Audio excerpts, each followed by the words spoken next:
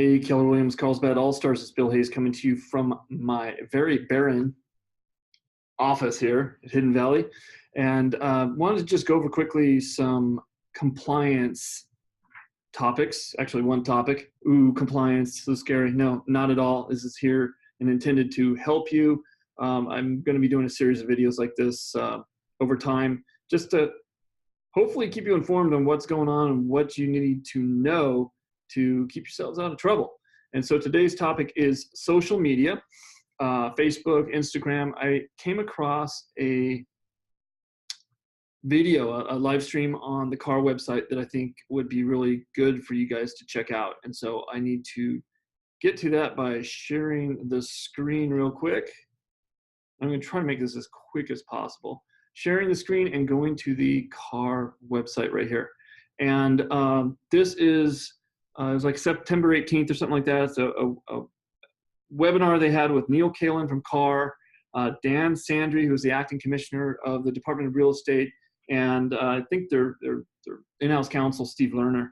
And so I wanted to play it for you, so listen up and hear what they have to say. The question they're talking about is regarding Facebook and Instagram accounts and how the DRE views your license notifications and those requirements on those particular platforms. Here we go.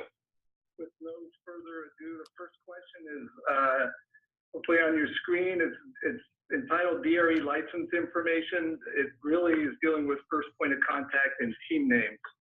And the first question under that, and I'll read them. If the brokerage has their Facebook and Instagram accounts and there's constant postings on it of various real estate related matters, but the brokerage license and info is on the main page, is that enough?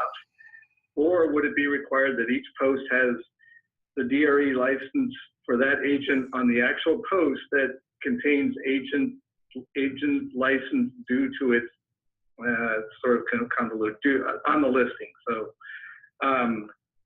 the answer to the first part of the question, would it be enough to have a link?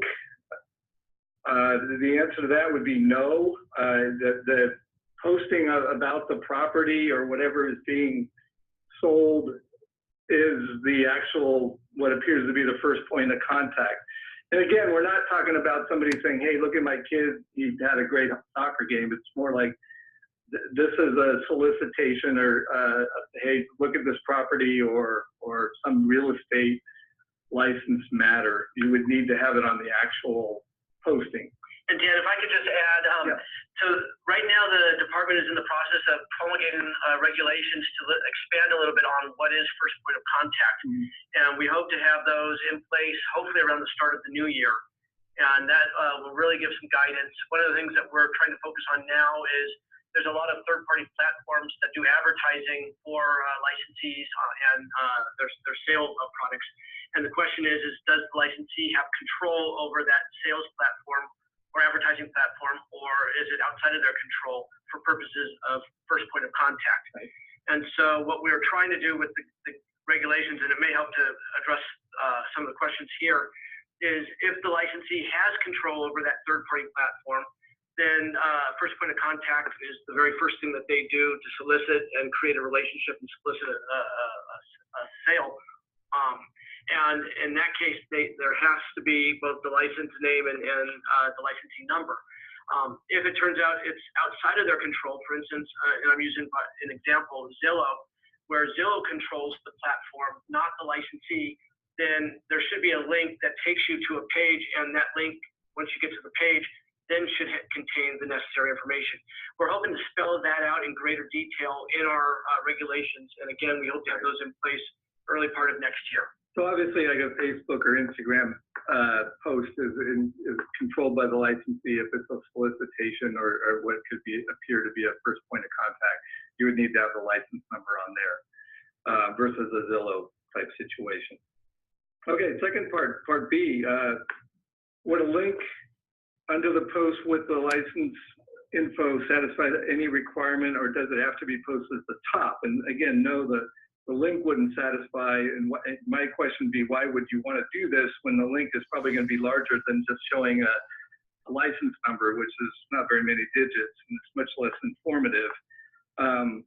As far as where it is included in the post, we don't really specify at all. It could be in the top, in the middle, or at the bottom. It's just that the type and the size has to be no smaller than the smallest type size used. So that's part B. Part C is unclear whether team names can be first names like Donna and Kim. Has any decision been made on that? No, you can't. I mean, the law is pretty clear on that. Business and Professions Code section 10159.7 says the definition of the team name requires a surname of at least one of the licensee team members, plus the words associates, group, or team. So it couldn't be Donna and Kim. It could be, Donna Jones and Kim Smith real estate team, something like that would be fine. All right, so quick examples of what they're talking about when it comes to Instagram and Facebook. So Facebook page that I have, it's my profile. I've got dogs, I've got, walking on trails and stuff like that. But here is a post I did for a listing I had back in August in Oceanside. And you can see within the post, I have Keller Williams Realty, I have my DRE number, and the other information. There's my name there. So I hit the 3, name, brokerage, DRE number. I go to my business page. I've also got, in this case, all that information in the name of the page. You can see on my profile page, I just use Bill Hayes. I don't put anything more than that. Most of this is all just fun stuff. It's not really real estate stuff, and I don't want it to be so real estate-y. So that's why it's the way it is. This one is going to be used for advertising, like where I pay Facebook for advertising and placement and stuff like that. So that's why I have this set up the way it's set up there with that information. And then as you can see, the posts are going to look like this with all the information already set. So realistically, if you're doing a video, you probably should have this information at the end of the video. That would be ideal and safe, especially if it's going to be posted on YouTube as well and other places.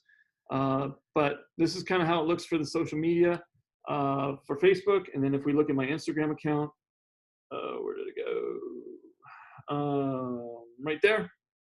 It's kind of backwards, but you can see I also have that information on my Instagram account as well.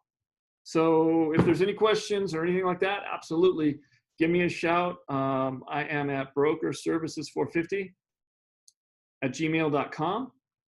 You can also catch up to me at 760-525-8698 or pop in the office. I'm here a lot. I shouldn't be because I need to be out knocking on doors and making phone calls just like you guys.